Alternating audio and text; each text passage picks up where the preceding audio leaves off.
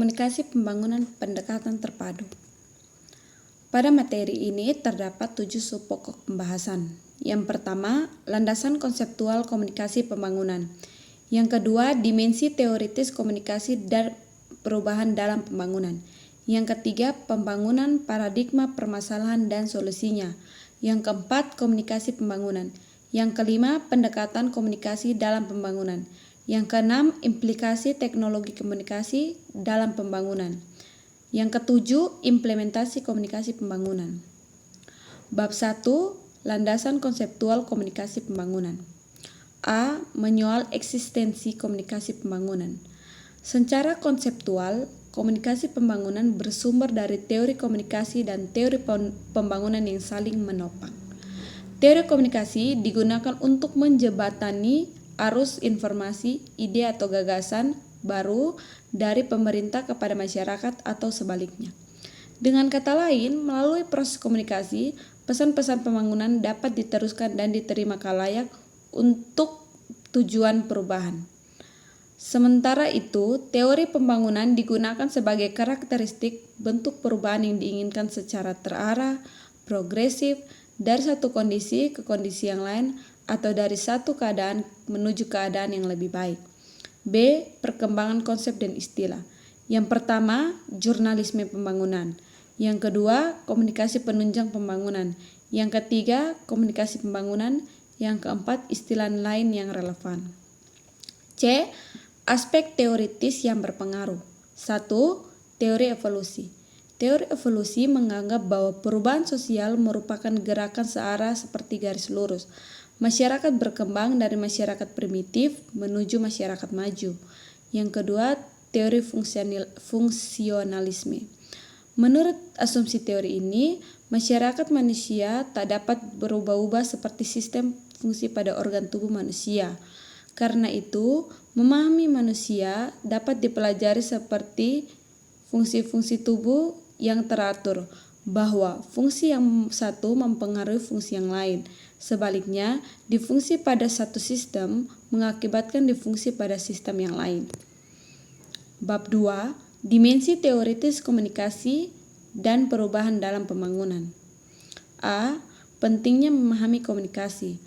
Melalui proses komunikasi, orang dapat saling mengenal, memahami, dan menerima satu sama lain.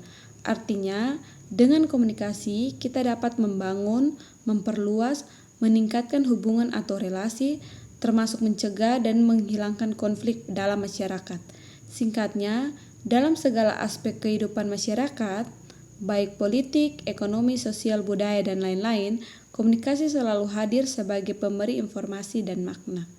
B. Mendefinisikan komunikasi dan perubahan. Komunikasi diharapkan dapat memprediksi, mendeteksi, menganalisis, dan menjelaskan setiap perubahan. Maka itu, secara tidak langsung komunikasi berpengaruh atas perubahan yang terjadi.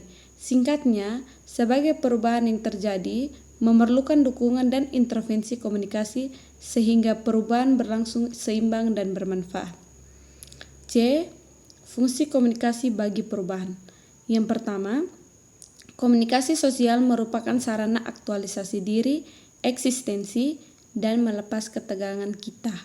Yang kedua, komunikasi ekspresif biasanya dilakukan untuk menunjukkan keadaan atau mengungkapkan ekspresi suka dan tidak terhadap suatu hal, baik langsung oleh seseorang maupun kelompok. Yang ketiga, komunikasi ritual. Pada dasarnya, komunikasi ritual dimaksudkan untuk memelihara kestabilan baik berupa norma, nilai maupun adat istiadat tertentu dalam masyarakat. Yang keempat, komunikasi instrumen. Pada fungsi ini, komunikasi dipahami sebagai tindakan persuasif yang berhubungan terhadap hal memberitahukan, membujuk, menerangkan, atau menjelaskan, bahkan membandingkan. Faktor determinan komunikasi bagi perubahan. Di sini terdapat dua faktor. Yang pertama, faktor internal, yaitu kepercayaan dan daya tarik komunikator, pesan, saluran, khalayak, dan efek. Yang kedua, faktor eksternal. Yang pertama, proses komunikasi dipengaruhi oleh faktor latar belakang sosial budaya. Yang kedua, proses komunikasi dipengaruhi oleh faktor hubungan sosial di antara pelakunya. Yang ketiga, proses komunikasi dipengaruhi oleh lingkungan fisik saat komunikasi berlangsung. Yang keempat, proses komunikasi dipengaruhi oleh pengalaman komunikasi sebelumnya. Tahap perubahan dalam komunikasi. Di sini terdapat 6 tahap perubahan. Yang pertama, kesadaran, pengetahuan, kesukaan, pilihan, pernyataan, dan tindakan. Komunikasi dan perubahan masyarakat. Fungsi komunikasi beserta aspek yang terkait dapat menimbulkan perubahan dalam diri individu. Maka sesungguhnya perubahan pun dapat terjadi di dalam masyarakat. Peran komunikasi dalam perubahan masyarakat adalah sebagai penggugah, pengarah, pengendalian, perubahan agar perubahan tersebut tetap bermanfaat dan berlangsung secara teratur. Relevansi teori komunikasi pada pembangunan. Teori atau model komunikasi yang ada memungkinkan untuk melakukan suatu perubahan sebagai jembatan menuju pelaksanaan pembangunan. Hal ini penting mengingat bahwa di kalangan praktisi, perencanaan pembangunan keliru atau salah memahami menafsirkan sebuah realitas sosial yang ada di dalam masyarakat akibat komunikasi. Penggunaan teori persuasi. Yang pertama, teori komunikasi antar pribadi. Yang kedua, teori komunikasi kelompok. Yang ketiga, teori komunikasi bahasa. Bab 3. Bab 3, paradigma, permasalahan, dan solusinya. Pengertian paradigma. Paradigma dalam konteks ini adalah korelasi teori, nilai, dan tema pemikiran untuk memahami kondisi searah dan keadilan sosial bagi kerangka konsepsi, makna, realitas sosial. Artinya, paradigma merupakan dasar berpikir kita dalam melihat suatu realitas sehingga mampu mempengaruhi apa yang dipilih, dilihat, dan diketahui. Pengertian dan definisi pembangunan. Inayatullah 1976 mendefinisikan pembangunan sebagai perubahan menuju pola-pola masyarakat yang lebih baik dengan nilai-nilai kemanusiaan yang memungkinkan suatu masyarakat mempunyai kontrol yang lebih besar terhadap lingkungan dan tujuan politiknya, juga memungkinkan warganya memperoleh kontrol yang lebih terhadap diri sendiri. Teori awal pembangunan, modernisasi, ketergantungan, dan menuju satu dunia.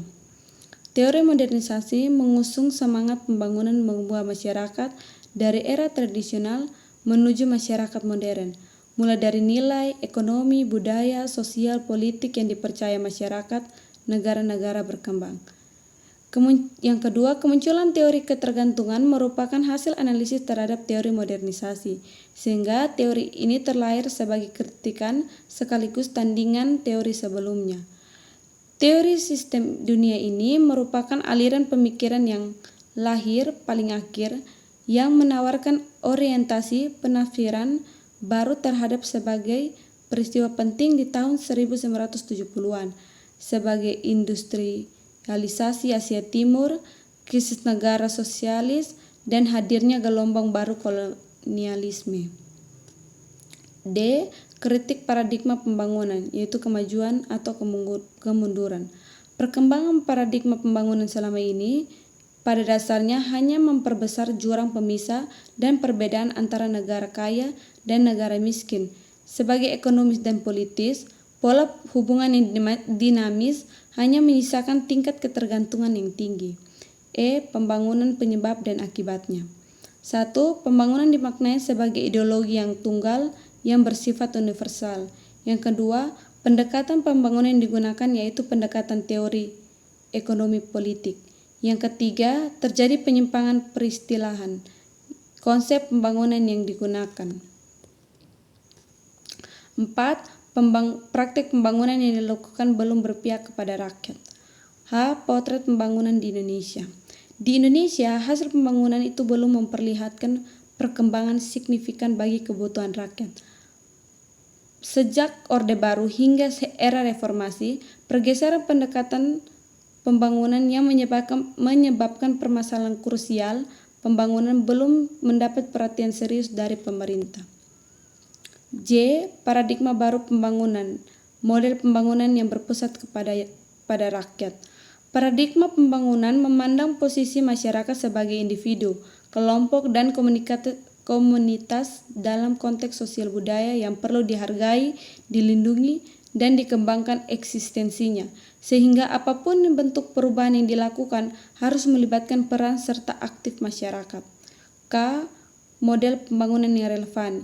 Yang pertama itu model pembangunan lokal, yang kedua model perencanaan sosial, yang ketiga model aksi sosial.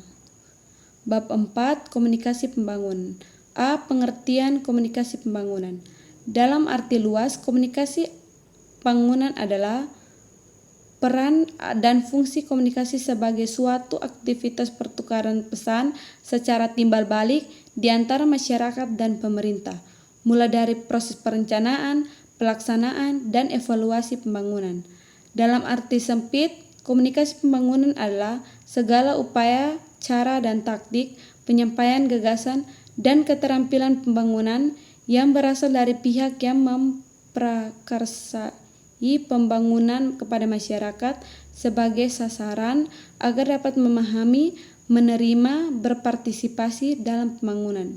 B. Perspektif komunikasi pembangunan. Yang pertama, komunikasi pembangunan sebagai perspektif psikologi. Yang kedua, komunikasi pembangunan dalam perspektif ilmu komunikasi. Yang ketiga, komunikasi pembangunan, masalah distribusi informasi, penerangan, pendidikan, keterampilan, rekayasa sosial, dan perubahan perilaku. D. Strategi baru komunikasi pembangunan. Yang pertama, komunikasi dan pengembangan kapasitas diri.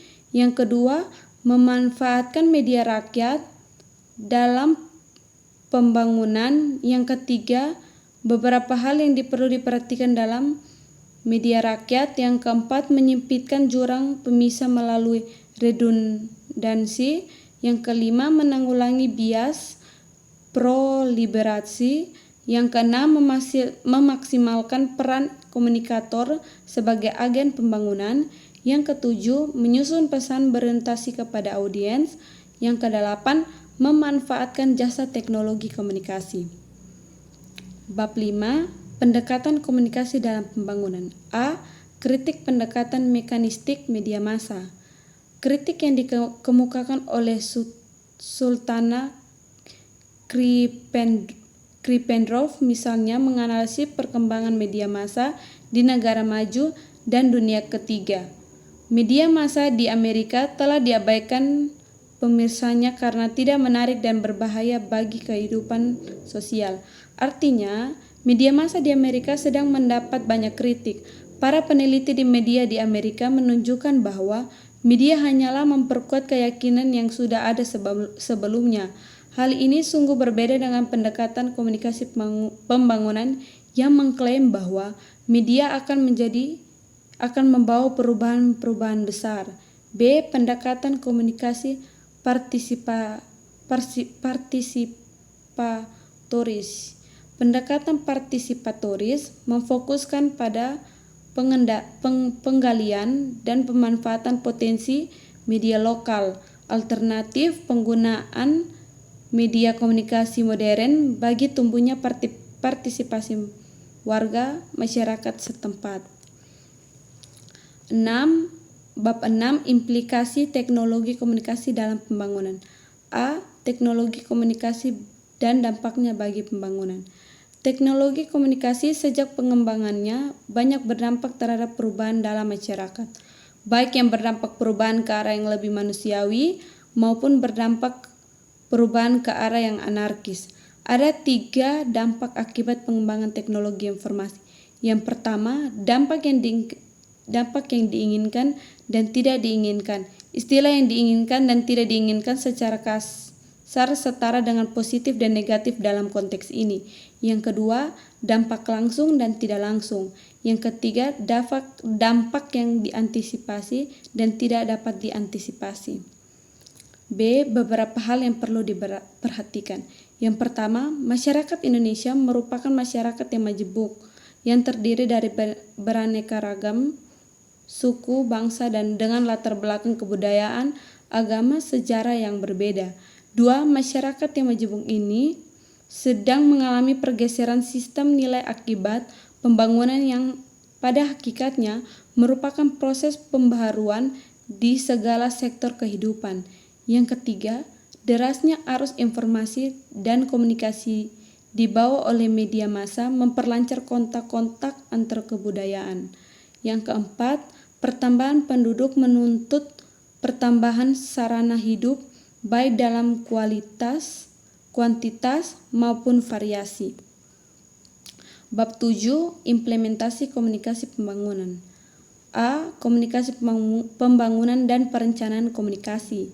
Komunikasi pembangunan khusus dalam perencanaan komunikasi bukan hanya menyangkut bagaimana melakukan transformasi ide dan pesan melalui penyebarluasan informasi, melainkan juga memerlukan analisis atas sifat sumber, pesan, saluran, dan karakteristik lapisan khalayak penerima ide baru. B. Sasaran perubahan berorientasi kepada khalayak. Jika komunikasi dipahami sebagai proses perubahan dalam rangka pembangunan, sejatinya perubahan tersebut harus berorientasi kepada khalayak. Pada tahap ini, perubahan berlangsung baik dalam diri khalayak dalam ruang sosial yang lebih besar. Dalam kaitan tersebut, strategi komunikasi harus mampu menjangkaui, menggerakkan, mengarahkan, dan membentuk perubahan sosial sesuai dengan keinginan masyarakat. C. Membangun jaringan media komunikasi. Seperti yang direkomendasikan Academy of Education Development tahun 1985, bahwa untuk efektivitas komunikasi dibutuhkan sebuah jaringan media. Melalui jaringan media, potensi jangkauan pesan kepada khalayak menjadi sangat luas dan beragam. Beberapa prinsip umum mengenai potensi saluran komunikasi dewasa yakni media penyiaran, media cetak, media rakyat, dan komunikasi antar pribadi. D. Komunikasi difusi inovasi. Komunikasi untuk inovasi dapat mengambil banyak bentuk, bukan hanya dalam istilah penggunaan metode dan teknik, melainkan juga berhubungan dengan tujuan intervensi yang lebih luas, yang saling mengait sebagai proses difusi inovasi. Dalam pengertian komunikasi difusi inovasi, bertujuan mengubah masyarakat melalui penyebar luasan ide-ide dan hal-hal baru. E. Implikasi politis pada komunikasi pembangunan. Intervensi komunikasi itu selalu mempunyai implikasi moral dan implikasi politis. Kebijakan untuk mengadopsi suatu inovasi harus dibayar mahal dengan akibat negatif yang ditimbulkan, bahwa secara tidak langsung pengambilan keputusan dan kebijakan terhadap inovasi juga akan rugi yang berimbas pada runtuhnya moral dan etika politiknya. Bye bye guys, thank you. Jangan lupa like dan komen dan subscribe.